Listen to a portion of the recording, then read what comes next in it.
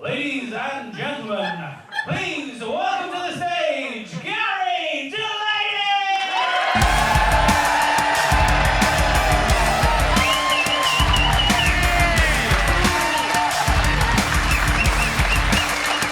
Hello, Liverpool!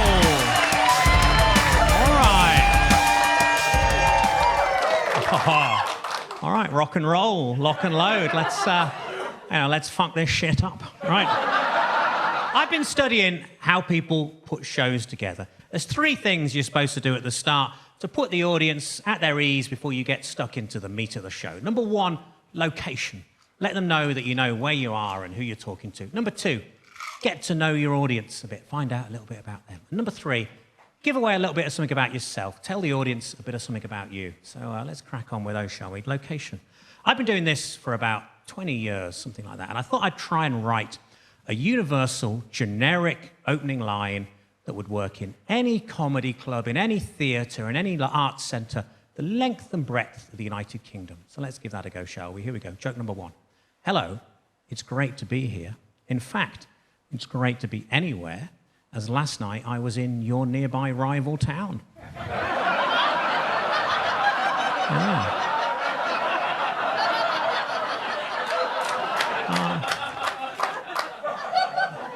Aren't they a bunch of cunts? In fact, I was amazed at how stupid, poor, inbred and criminal they all seem to be.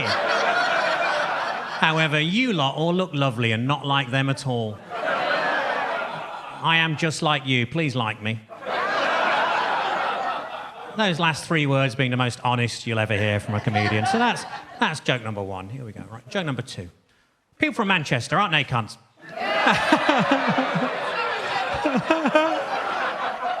Now, I know what you're thinking. You're thinking that's a fairly transparent technique there, Delaney. Clearly, wherever you go in the country on any given night, you just adapt that to wherever you are for an easy laugh out the local crowd. Nope, always Manchester.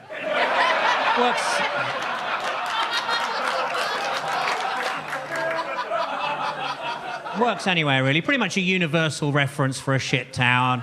Cornwall, Scotland, they've all heard how shit it is. You're guaranteed a laugh with that anywhere.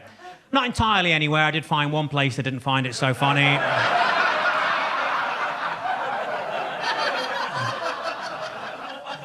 And I presume that's because somebody explained it to them. There you go. Sorry to anybody watching this online in Manchester. Rest assured, when I play Manchester, fucking Liverpool gets it. So don't worry. I am doing this both ways round like a whore.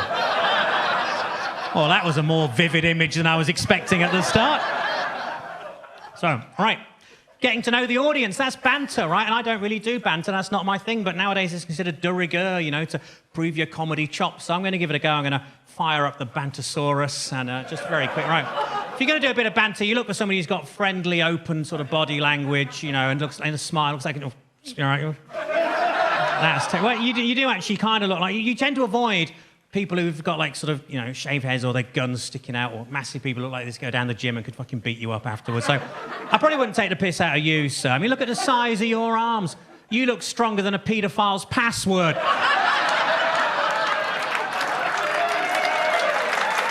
Thank you. Right. Then the next thing you're supposed to do is tell the audience a little bit of something about you. Make it a bit personal, give something away. So here we go. So I'm going to start off, get into the one-liners proper, with 10 facts about me. Here we go. Number 1, I'm a lot sportier than I might look. In fact, I picked up a little niggle at the gym the other day. I mean, he pronounces it Nigel. There we go. Fact number 2, the other day a woman described me as a bit of a looker. Yeah, I know. Well, voyeur was the actual word that she used.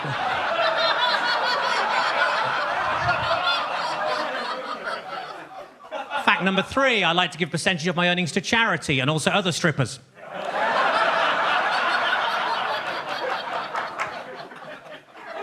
Fact number 4, I recently tried twerking. It was a disaster, and in the end, the doctor couldn't even check my prostate.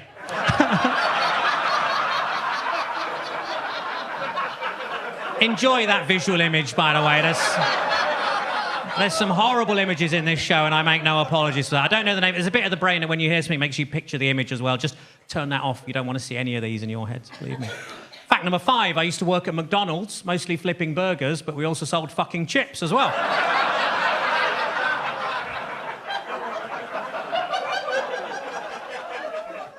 Fact number 6, I used to go out with a parachutist with IBS, but she shat on me from a great...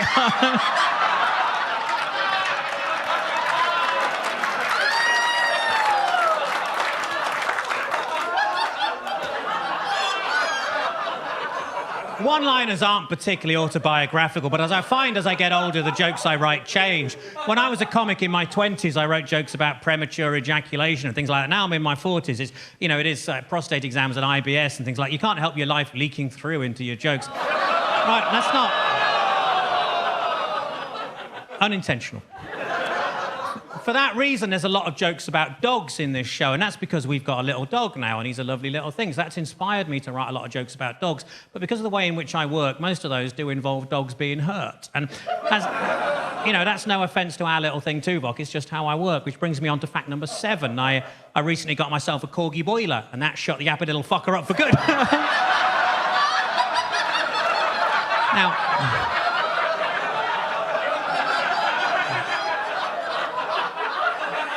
Now, by rights, that should not have worked, because I basically told you both parts of that joke in advance, but it still did. Thank you. Fact number 8, I often confuse Americans and Canadians by using long words.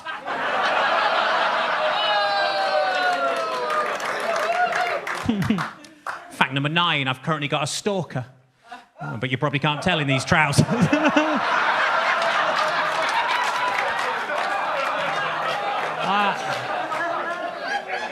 I didn't realise when I wrote that joke it would have the unintended consequence of making a room full of people stare at my groin. By the way, I didn't really think that through. I assure if there's any stains, it's just toothpaste.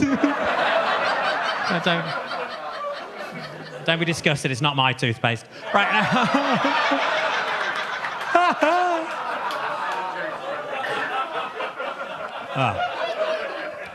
Fact number 10, sometimes I leave out because it's too dodgy, but tonight it's back in. We're clearly fine with this. Fact number 10, personally I prefer morning sex, as it's when people are recently bereaved, they're at the most vulnerable.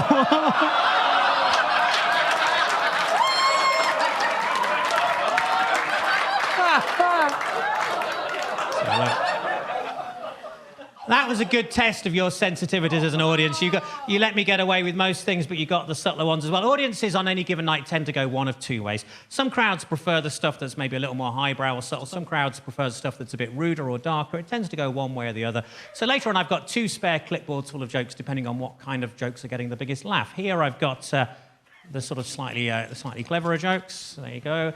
And here I've got the disgusting jokes. And later on... Wow. I mean, I'll be honest, I am going to try and angle the show that way, but, let's have a bit of foreplay first, sir, eh? I mean, Jesus, as it is, I've barely spat on my fingers, I mean, don't look... What?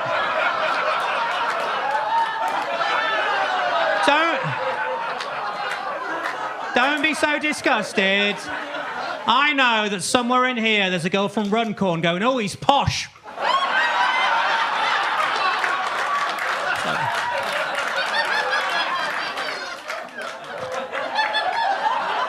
Right. Well, I've got a feeling I know which way that's going to go tonight, don't I? Right, here we go. Let's get some jokes out, shall we? I had a very stressful journey getting here today. All the way, this lorry driver was right up my arse, but it was nice of him to give me a lift.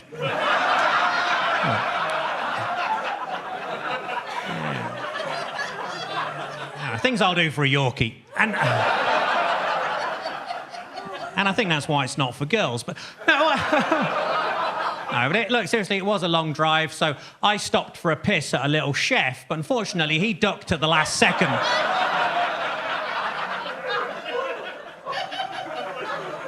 So I barely splashed his hat. Yeah. That's my favourite bit of that joke. That's why that's in the show. My grief counsellor died recently, but luckily he was so good I didn't give a shit.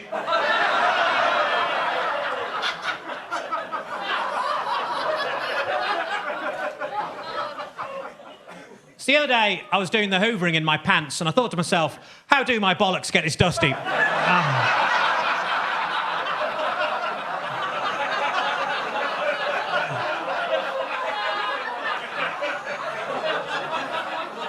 think it's probably the creases. I don't know. What? Yeah, could be the eczema. I don't know. Anyway.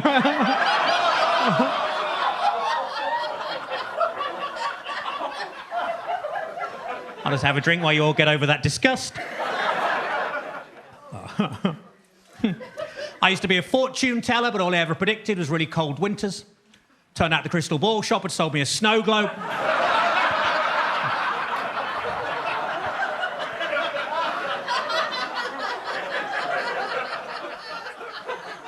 I think the hardest part of making skimmed milk must be throwing the cows across the lake.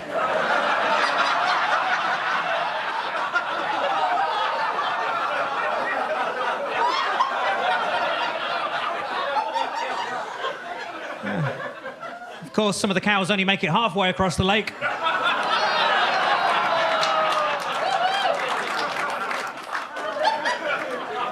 I went on a barging holiday, I haven't got a boat, I just kept pushing people into canals.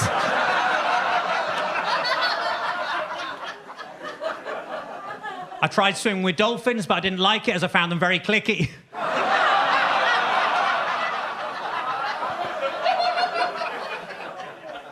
In my old job, I just used to punch buttons all day, and that's why I'm no longer allowed to do panto. Thank you. The other day, I was chewing on some monkey nuts, and now I'm banned from the zoo.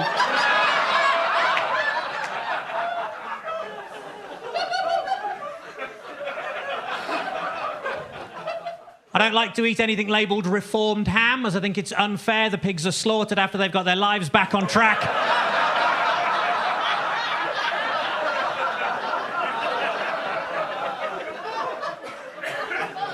Every Christmas Day, we always have pigs in blankets, or as you probably call it, relatives sleeping in the spare room. It's tradition in our family that we always have a Christmas jumper, and then it's my job to talk them down.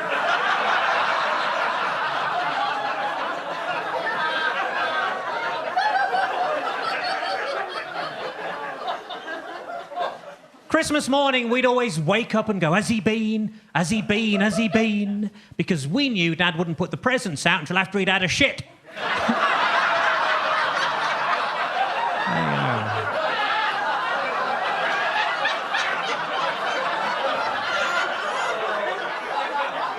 Yeah. It wasn't the jingling of bells we listened out for at our house, believe you me.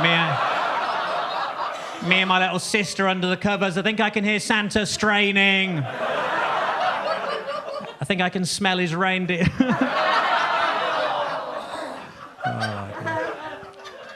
I spent most this afternoon hanging out at the swimming baths, and then somebody told me and I popped it back in again.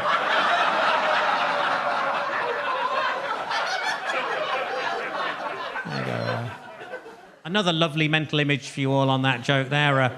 A 46-year-old testicle popping out the side of a pair of Speedos, but at least it was nicely vacuumed. Yeah. I've got callbacks in this show. Oh, yes. I'm a big fan of the imaginary conversation style of joke. I started using it quite a lot, and I thought I was being quite innovative in my use of that, and then I realised it's you know, like there's two people having a chat, you know, as if there's two people. And I thought that was quite interesting and new, but I didn't realise it's actually one of the oldest joke formulas in the world, if you think about it. It's the old "my wife's been to the West Indies, Jamaica" joke format, isn't it? But that's not going to stop me using it, so here we go. I saw a stripper taking drugs earlier, smoking crack, yes, and her tits were pretty good. There you go.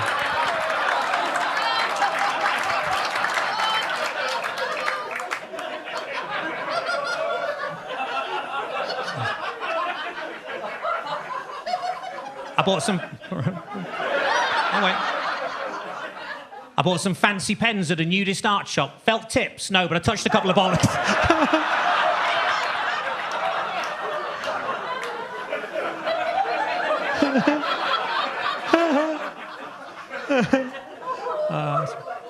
A Muslim guy bought one of the little houses at the end of our road. Terrorist. No, he works in IT, you big racist.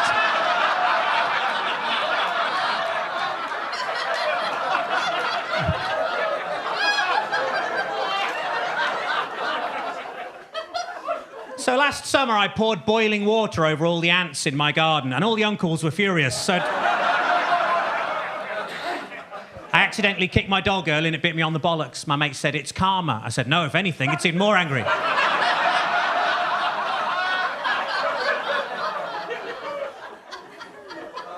I tell you what always catches my eye, short people with umbrellas.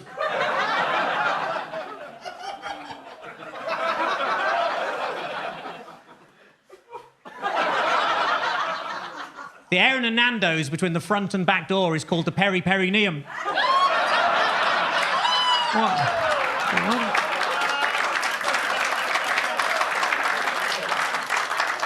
And what I like most about that joke is that people who know what a perineum is usually haven't heard of Nando's.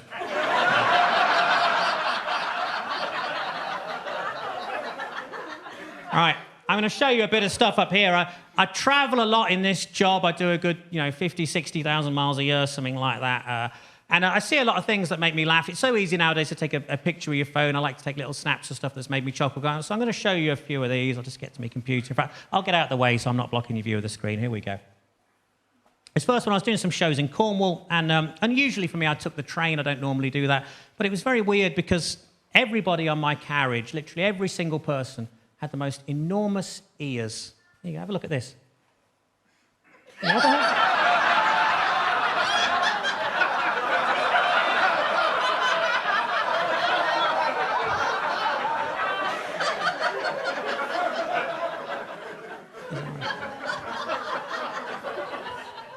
I was cut up in traffic by this guy recently. I thought, well, blood, if it's an emergency, you go right ahead, innit?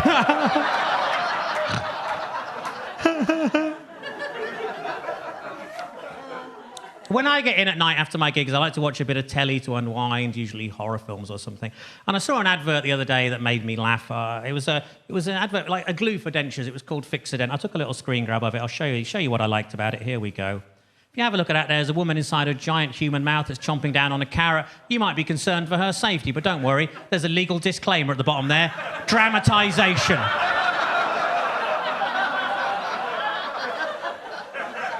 Who is that for? Who's watching that going, where did they get that tiny actress? I'm a big fan of Pointless. Any other fans in? Yeah, I love it, right? And my favourite thing about Pointless, I look forward to every episode, is the giant robot owls. Yeah, one other person, literally, rest of you, have a look at this. Every episode, there you go. You will never unsee that.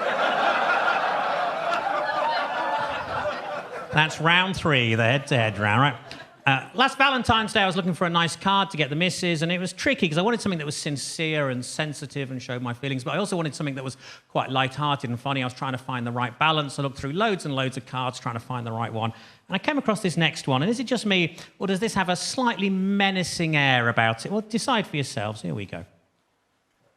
I'd like to put an unexpected item in your bagging area. Who thought that was appropriate in any way? I may not know a lot about modern sexual etiquette, but I know there's one thing it's never supposed to be, and that's unexpected, isn't it? Rule number 1, surely. So anyway, it was a very awkward Valentine's Day in our house. Yes, I did buy it. I'm a bloody idiot. Right. Motorway services sell alcohol now, and I think that's a bit weird, but they do, so fair enough. And I saw this sign at a welcome break on the M5. Alcohol purchased in this motorway service area cannot be consumed inside or outside the premises.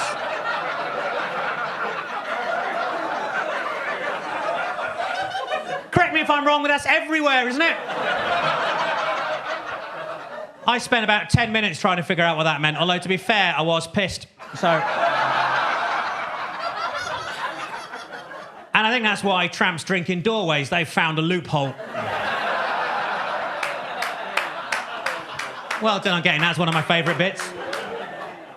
My old flat was in Erdington in Birmingham, and I lived just a couple of 100 yards away from this place on the Gravelly Hill Road.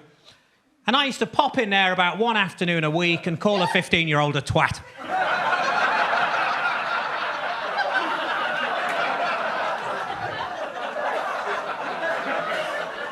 It's important to do your bit for the community, isn't it? I'm not entirely sure how it helped, but they seem to think it was important. I was doing a show in Canterbury. I was driving down there on the M2. I got stuck at some roadworks for ages, and I saw this sign. There you go. I remember when they were just called Workmen.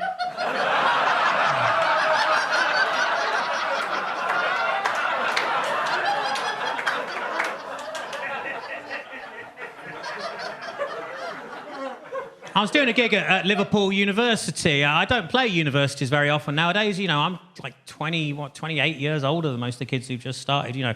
So I thought as I was walking in, I needed to find out a bit about the crowd that I was going to be facing. So I have a look at the posters. That's my little trick. And the first poster I saw in the Student Union had been put up by the Vegan Society. It was this poster of a pig and a dog. There you go. Why love one but eat the other? And I looked at that, and that made me realise the error of my ways. Exactly. Exactly. So I went home and ate my dog. You were all ahead of that. That did not need spelling out at all, did it? Right. Beautiful. I get to stay at a lot of very glamorous places on the road, and I don't mean to show off or humble brag, but not long ago I was staying at a Holiday Inn in Brent Cross. Touch me. And not only did I have a lovely shower, but also, I found out what my tattoo means.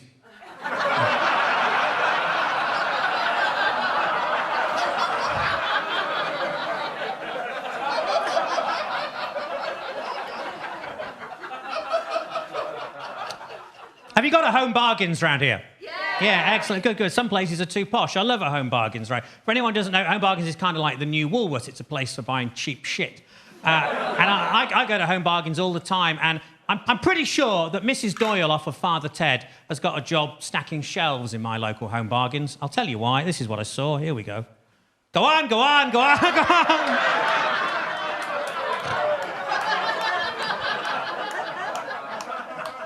I do love a curry, though. If I get to a show early enough, I like to pop out before and have one, you know. And I was in Derby doing a show. I got there earlier, went for one. It was quite nice, but it was a bit saltier than I'd normally like, and a bit creamier as well, if I'm being honest with you. And I probably shouldn't have got it from this place. Balticum. That, really.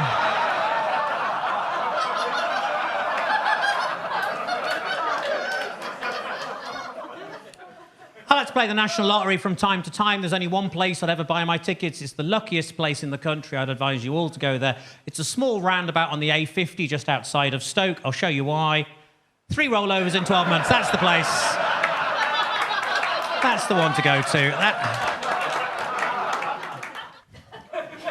I think it's sad that the word legend has been devalued from pulling a sword from a stone to unexpectedly returning with crisps.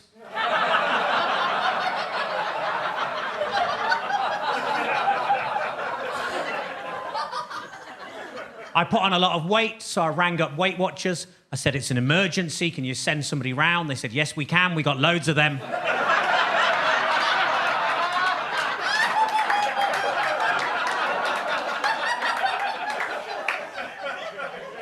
I was actually thrown out of Weight Watchers for making sarcastic comments at the weekly weigh-in. As you can imagine, I accepted the decision with huge grace because they threw her out as well.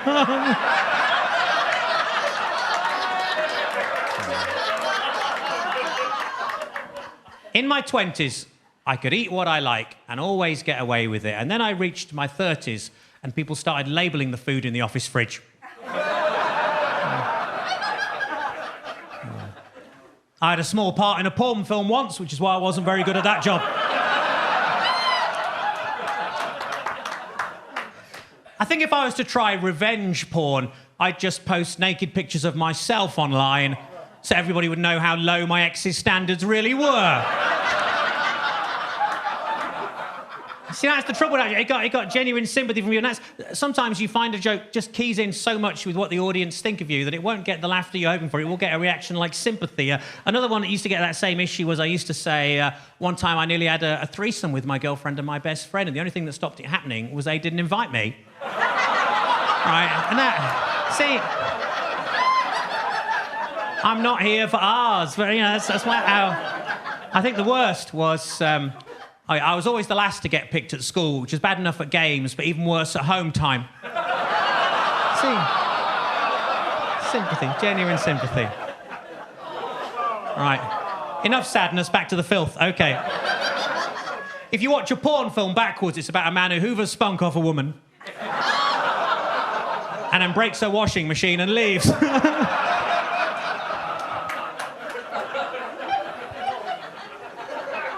In Norfolk, the marriage guidance service is called Related.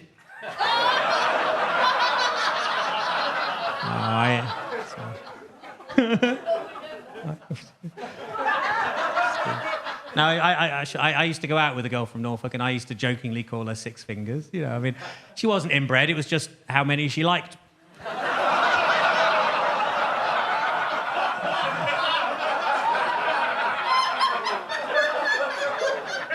Genuine horror on your faces. Wonderful. I've got a Welsh friend who's a terrible insomniac. He says you can only get to sleep at night by counting sheep, and it always works because eventually he gets horny, has a wank, and nods right off.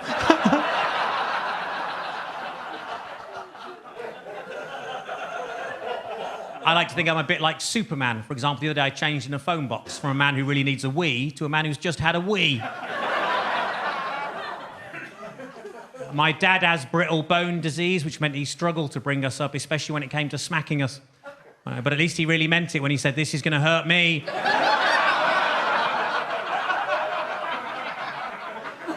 You see, sometimes it's more fun not to finish a joke off. You've already guessed where it's going. So I'm going to do a couple more of those. Some cannibals broke into a convent near Coventry. None eaten. See? It's just... An estate agent showed me a delightful little semi this afternoon.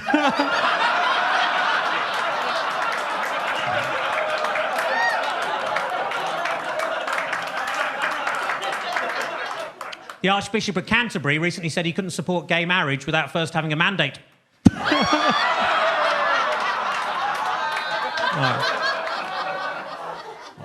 My nan always said that when she was young, she never had to worry about leaving her back door open. What? All right. All right. Because in those days, there was a lot less crime. Exactly. Because they're all too busy bumming my nan.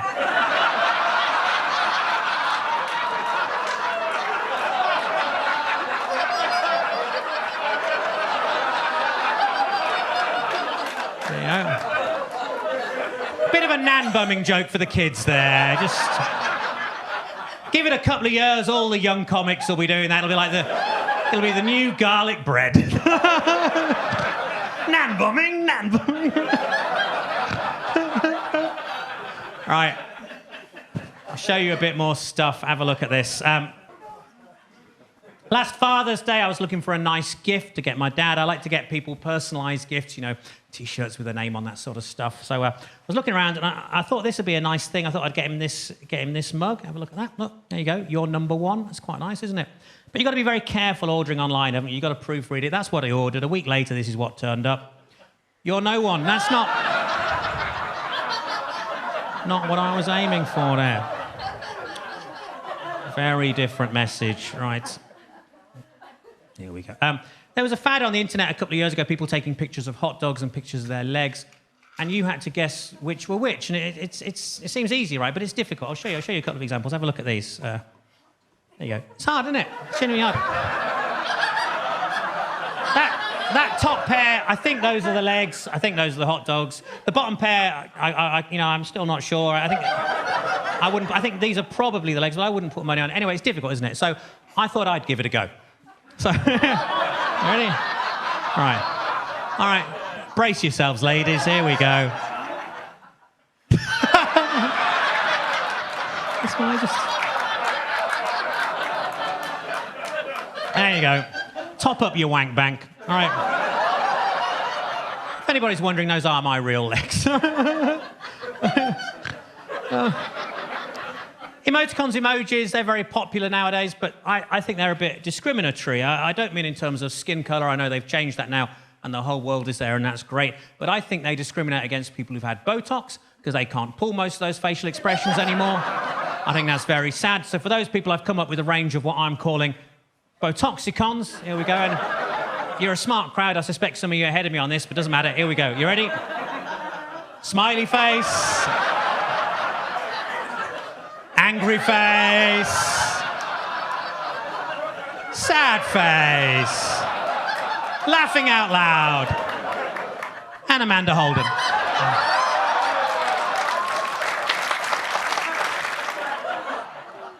Women can be very insecure about their appearance, can't they? I once went out with this very, very beautiful Thai girl who constantly wanted reassurance about the size of her penis.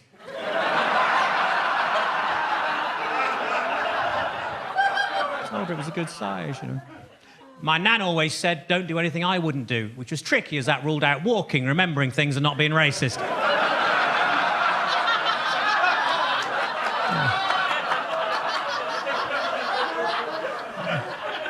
But not being bummed, all right?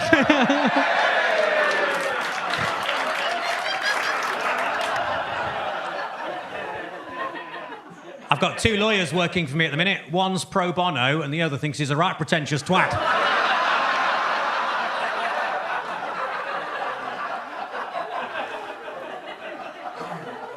I went to see a Polish Pink Floyd tribute band. Not only were they cheaper, but they played The Wall in half the time.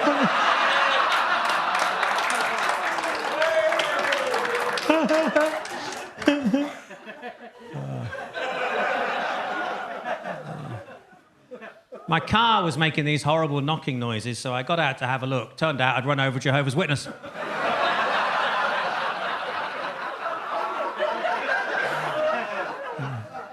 I bought an advent calendar for Jehovah's Witnesses. Behind every door, somebody tells you to fuck off.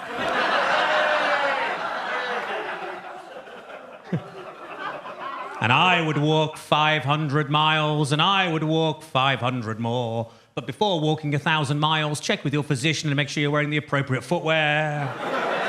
Yeah, the disclaimers.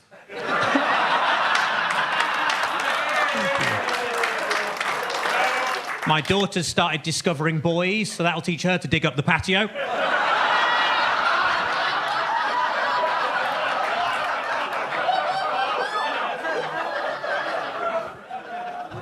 I was watching TV, the announcer said there's a documentary about the clitoris on the red button, but I couldn't find it.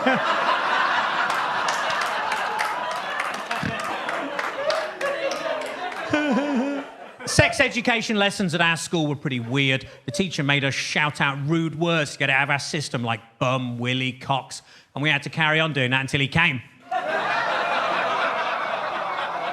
Took ages.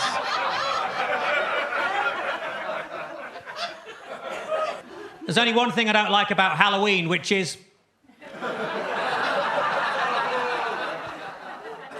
My Uncle Derek was found dead with a belt round his neck and a dildo up his arse. At his funeral, the vicar said we'd always remember him for his charity work. Wrong.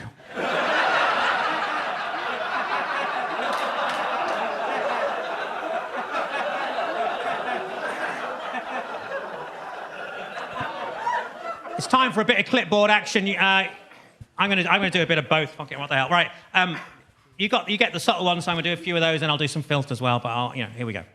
These are jokes that some audiences don't get. You'll be fine. When writing a story about losing your virginity, it's important to always put it in the first person.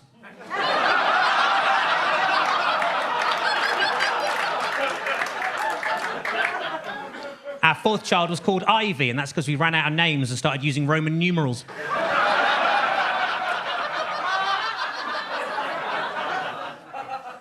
The circus near me held a competition to find the best contortionists. I entered myself and won.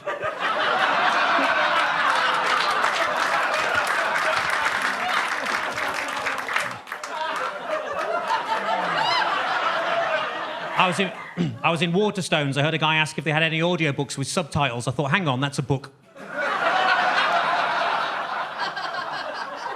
If I had a motto, I think it'd be Je ne regrette rien. Although, sadly, I don't know what that means, as I mucked about in French lessons and I wish I hadn't now.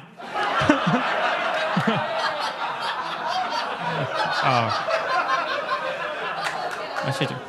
When people die and head towards the light, what they don't realise is they've already been reincarnated as a moth.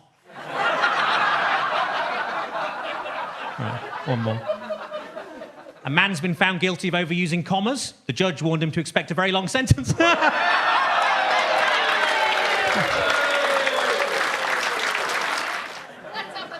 Let's have the filth. You've said that before, madam. All right, anyway. All right. Let's see how many of these. Usually I get through about 4 of these and I have to stop. I fisted a ventriloquist once to see how he liked it. My cousin was a heroin addict by the age of 13. It's amazing, isn't it? Kids shoot up so fast these days. The other day, my girlfriend and I had great makeup sex. Well, I say that. She was out and I stuck her lipstick up my arse.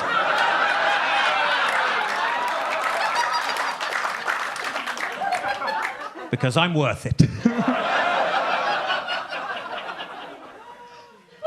If you're ever being strangled to death, why not make the most of it by having a wank? A top tip. A gay friend of mine recently had his arm in a cast. It was the cast of Joseph and his amazing technicology.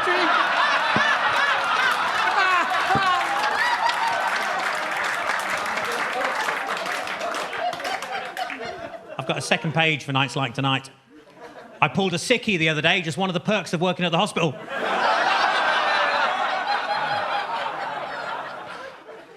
I'm quite a sensitive man. I don't mind being held after sex. It's only when they press charges it gets true.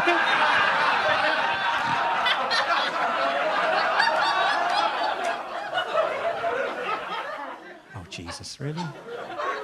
Werther's Originals are so horrible, you'd gladly suck your granddad's cock just to get the taste out of your mouth. See, I've gone too far. Doctor, doctor, I'm addicted to fucking dogs. Have you tried Patches? What's he, a poodle?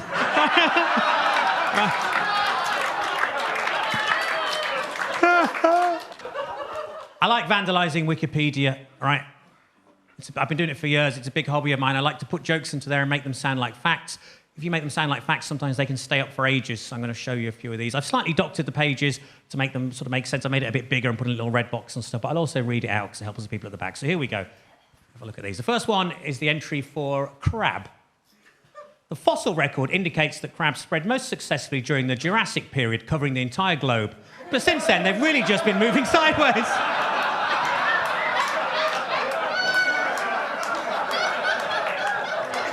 Yeah. Next up, hippocampus. The hippocampus is the part of the brain used to imagine what it would look like if hippos went to university.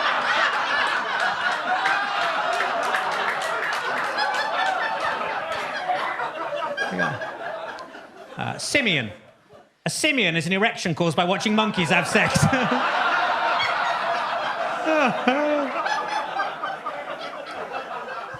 Next up, progress bar.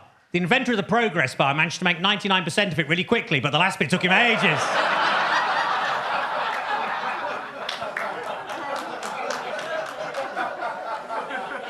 Wikipedia itself. Founded by Princess Monica of Kent, Wikipedia started life as a paedophile chat room until an argument broke out as to who won the 52 FA Cup final. Right. Well done. Next up, Winnie the Pooh. Tigger warning, may contain bouncy tigers. Pedant. The best way to console a pedant is by saying, there, there, there.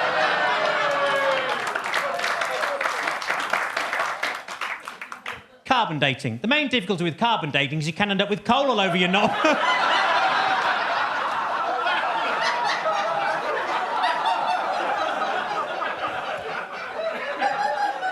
I thought it'd be quite good fun to vandalise the Wikipedia page for Where's Wally, but I did hit one unexpected problem.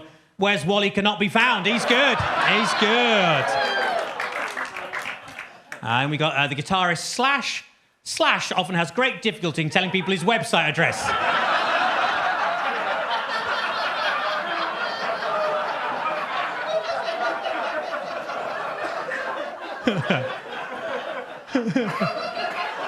Next up, we've got acupuncture.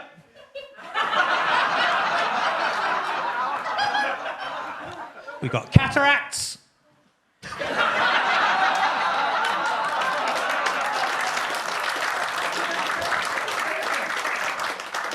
And pigeon fancier. Pigeon fancier are so cool because it sounds a lot better than chicken fucker.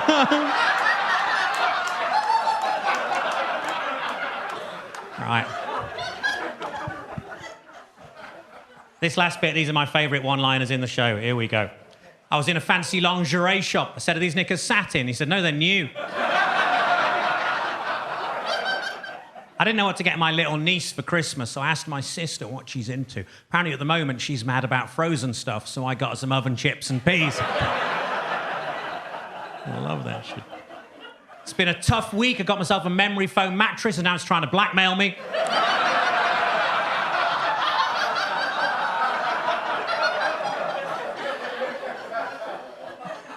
My nan was 112 when she died. Mind you, a temperature like that would have killed anyone.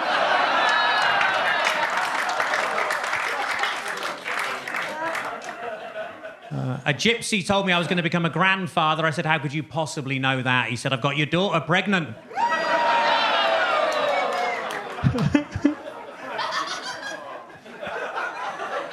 So they did a big study, and apparently the least sexy place for a woman to get a tattoo is Wigan. That's the last joke at their expense, I promise. Sean Connery goes into a fancy lingerie shop. He says, are these knickers shatting?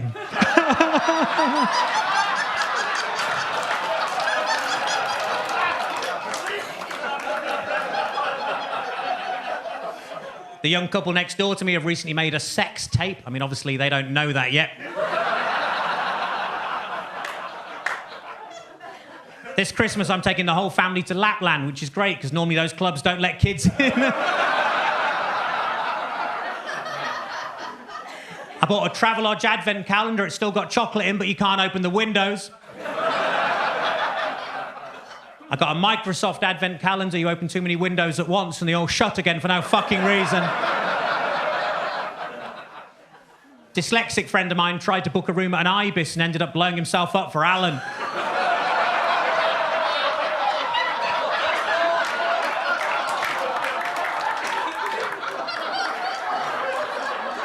I was in a sex shop. I saw a dildo described as 9 inches long and realistic. I thought, well, which is it?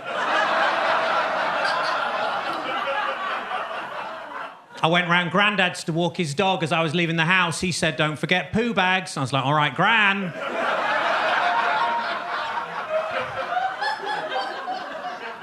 My girlfriend's ass is like a peach, hairy, and makes a horrible yoghurt.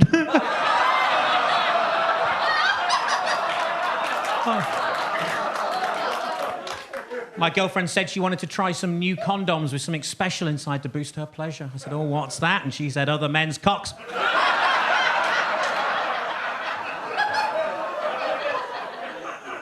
I asked the vet, what can I do? I think my dog's racist. He keeps barking at the Asian man next door. The vet said, muzzle him. I said, I don't know, but he's got a beard.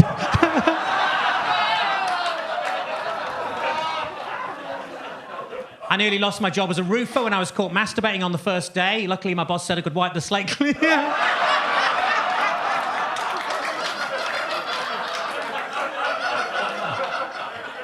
One time I got a concussion from being punched in the temple. Mind you, it was probably my fault for calling the rabbi a cunt. I was in the garden with my girlfriend earlier. We saw the 18-year-old girl next door all dolled up, ready to go out clubbing. And my girlfriend said, you know what, at that age, I could really see myself in her, which was weird, because I was thinking the exact same thing. I've saved a few more wikis for the end. I've got to do these really quickly, right? Are you ready? Here we go. Next up, this should be A.A. Milne. Despite the name, A.A. Milne was not actually a Scouser. Next up, ADHD. Most healthcare providers accept that ADHD is a genuine disorder, with debate in the scientific community centering mainly around how it is diagnosed and treated. Kittens are lovely, I've got new shoes. All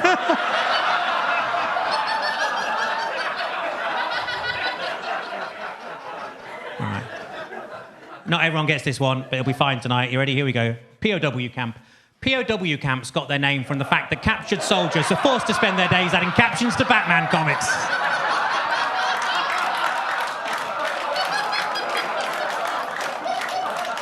I can tell from where you're laughing that you're reading ahead now. Next up, The Metamorphosis. Of course, this isn't the only book in which a man wakes up one morning to discover he's suddenly become a beetle for no good reason. There's also Ringo Starr's autobiography.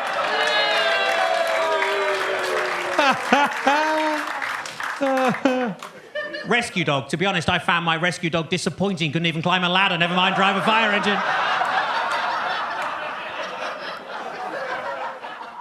Wardrobe malfunction. Probably the most famous wardrobe malfunction ever was that one where those kids ended up in Narnia.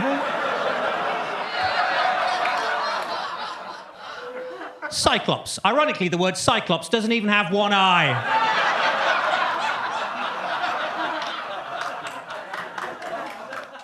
Sting. If you rub a dock leaf on Sting, he will disappear.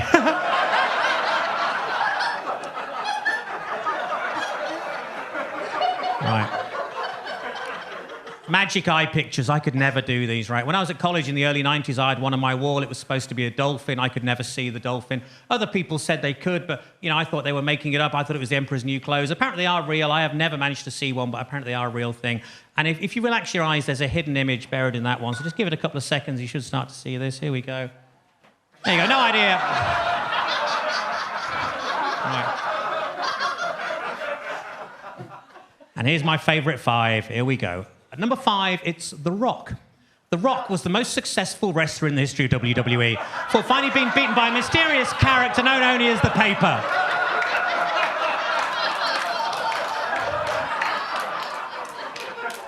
At number 4, it's twerking. Twerking is what a Yorkshireman does to earn top wages.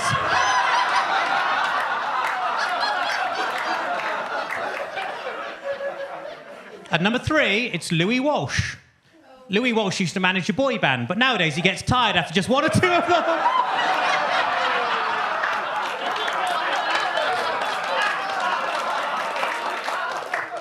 At number 2, it's the iPhone.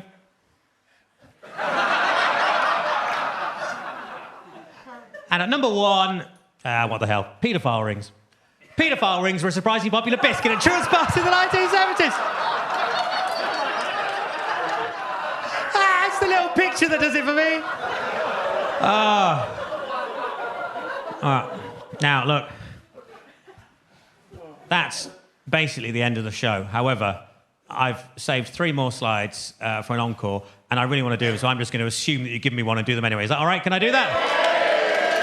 That's the most shameless and needy thing that I've ever done. Right, here we go.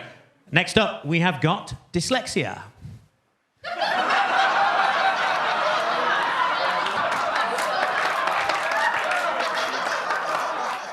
Brazilian.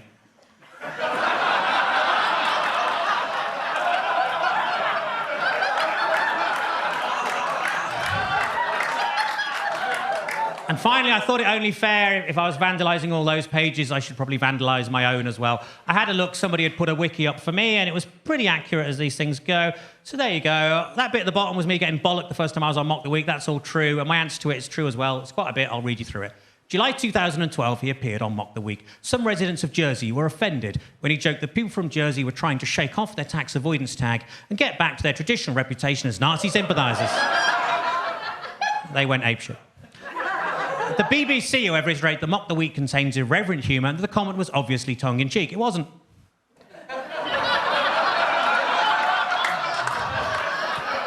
He was advised not to issue a formal apology written to the people of Jersey, stating that maybe they'd have a bit more of a sense of humour if their grandmothers hadn't fucked so many Germans. And that...